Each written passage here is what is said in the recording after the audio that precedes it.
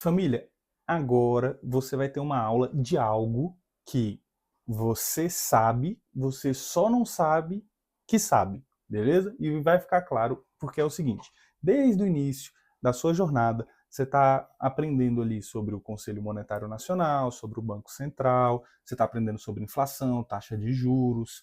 E por que você precisa saber tudo isso? Para dar liga nessa aula, beleza? Vem comigo que a gente vai falar de política monetária. O que é a política monetária? A política monetária é uma forma de você conseguir influenciar, controlar a quantidade de moeda em circulação, a quantidade de crédito e, por consequência, você consegue controlar a inflação. É uma forma que principalmente o Banco Central possui para poder cumprir a meta da inflação. Lembrando que o Conselho Monetário Nacional, que é o nosso órgão normativo máximo, ele vai estabelecer uma meta para a inflação. Aí a gente viu também, já que o Banco Central, através da taxa Selic, vai percorrer, vai correr atrás, vai conseguir entregar essa meta de inflação. Beleza, isso aí eu tenho certeza que estamos alinhados. Porém, a taxa de juros ela é uma das ferramentas que o Banco Central tem para conseguir cumprir essa meta de inflação. Ela tem outras. Então, a taxa de juros ela faz parte da política monetária e outras ferramentas também, tá bom? Então, a política monetária é o conjunto de ações e medidas adotadas pelo Banco Central de um país para controlar a quantidade de dinheiro, né, no caso moeda, em circulação e as taxas de juros com o objetivo de influenciar a economia. O principal objetivo é garantir a estabilidade econômica, controlar a inflação e promover um crescimento sustentável. Porque se você cresce de toda forma, você também acaba ali depois escolhendo algumas coisas negativas, vendo o caso da inflação. Principais objetivos da política monetária: controlar a inflação, evitar que a inflação ultrapasse os limites estabelecidos pelo governo, estabilidade da moeda, garantir que o valor, no caso aqui botou governo, né? Mas aqui é no caso do Conselho Monetário Nacional, estabilidade da moeda, garantir que o valor da moeda seja estável e não sofra variação e crescimento econômico sustentável, tá bom? Indo adiante, aqui tem algumas ferramentas que o Banco Central possui. A primeira, essa daí eu tenho certeza que você sabe, que é a taxa Selic, né? A taxa básica de juros da economia é a principal ferramenta. Então, quando a gente estiver falando de principal, qual que é a que o Banco Central consegue ver um efeito mais rápido, né? Então, pode ficar isso também. Aquela é mais veloz.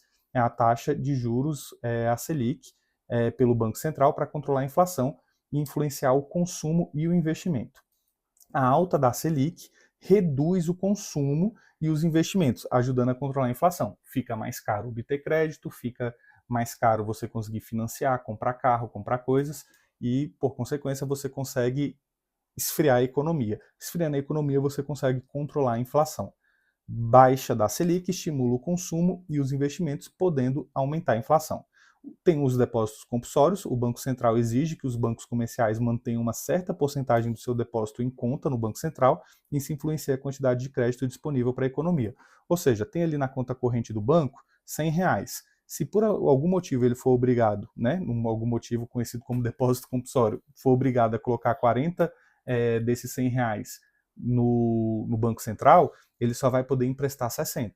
Você concorda comigo que se ele pudesse emprestar 95, ia ter mais moeda na economia, os juros ia ficar menor e assim por diante? É isso que acontece. Operações no mercado aberto, no caso aqui o open market, o Banco Central compra ou vende títulos públicos no mercado para regular a quantidade de dinheiro em circulação e ajustar a liquidez do sistema bancário.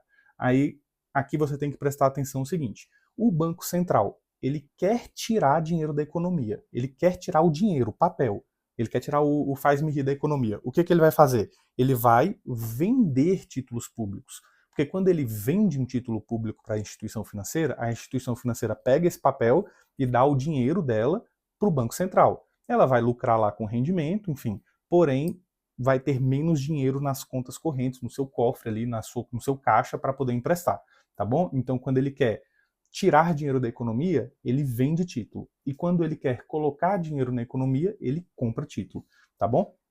facilidade de crédito, o Banco Central pode aumentar ou reduzir a facilidade de crédito aos bancos, influenciando diretamente no fluxo de crédito para a economia, tá bom? E como isso pode cair? E fica tranquilo, a gente vai ter aulas específicas para cada um. Esse aqui realmente foi uma introdução, só para você realmente saber o que é essa política monetária e que o Banco Central tem várias ferramentas, tá bom? O Banco Central, ele decide reduzir a taxa de juros, ele está reduzindo os juros, ou seja, está mais fácil você comprar uma casa, você comprar um carro, você obter empréstimo, está mais fácil. O que vai acontecer? Qual é o principal efeito esperado dessa decisão na economia?